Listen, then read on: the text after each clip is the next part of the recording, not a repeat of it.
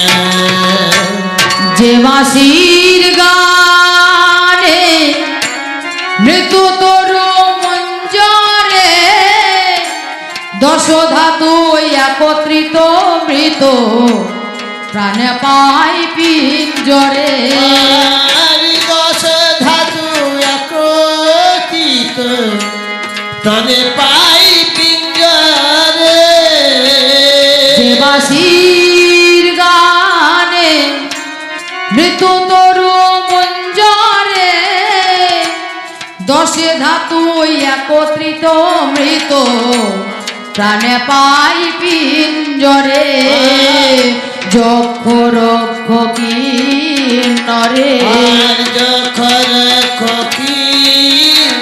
ও যক্ষ রক্ষ কিন্নরে দিলে মন ভোলাইয়া হে রসিকতা গরে রজে দোকানায় রাধা নামে সাধা বাসি বাজাইয়া এসে হে রসিকতা গরে রজে দোকানায় রাধা নামে সাধা বাসি বাজাইয়া এসে হে রসিকনা গরে রজের